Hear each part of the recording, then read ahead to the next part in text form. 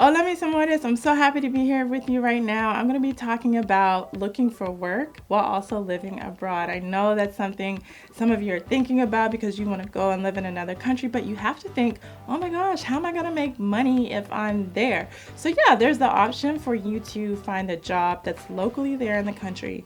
And then there's some other options that I want to talk about, which is working remotely for a company. So let's say you're making US dollars and you're getting to work remote. Now there can be some restrictions to that, and I'll get into that in a second, but your other option would be to work for yourself, and the services and or products that you provide can be provided 100% online, 100% por internet.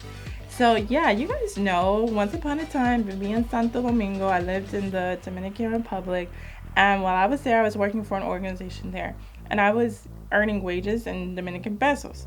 So that means, yeah, it was a lot for the island, but to be able to travel back and forth, it wasn't enough to do that.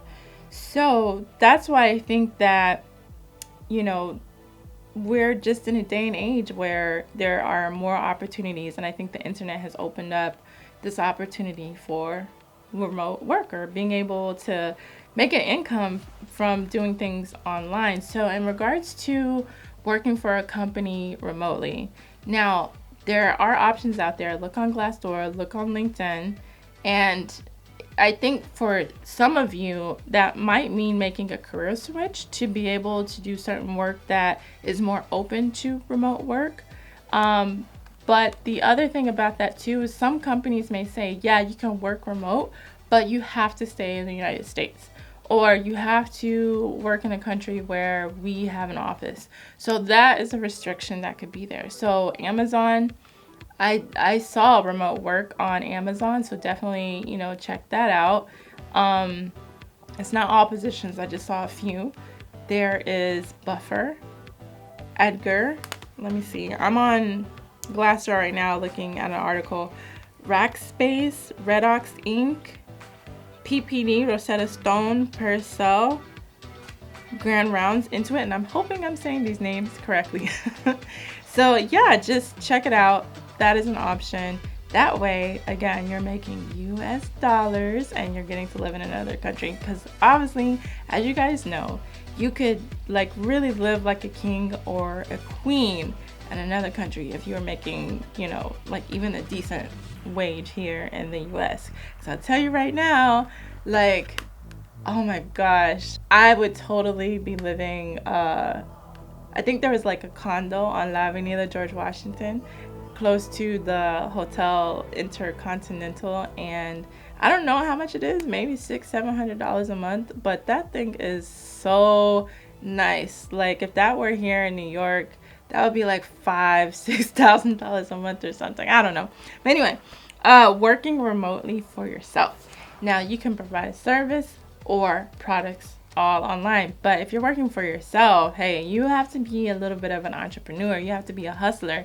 What you make is going to be up to you. But the opportunity to do this is nuts. It's insane. And there's people like just killing it out there.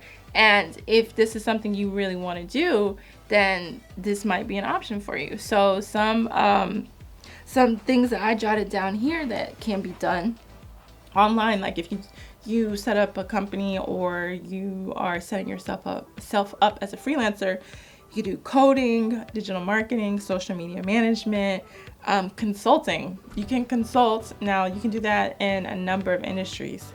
So that's a very open one there. Virtual assistant, graphic design, and video editing. And if you're going to be selling products, obviously, you can do it. It is possible for you to get products and sell it online. You can set up your own store online. You can sell your products on Amazon. Like, the possibilities are endless. So I hope I'm opening up you guys' minds to look further into some of these things and see what could work best for you. Now, if you're going to be providing services, one thing I do want to throw out there is, working for an hourly rate, and then also working for like a retainer or a set amount of money every month. So in some cases, having an hourly rate does work out better, and in other cases, maybe it's better to have a retainer or make sure you're getting a certain dollar amount every month. So as an example, if you have one client and you're like, hey, I'm going to provide XYZ for you for $2,000 a month.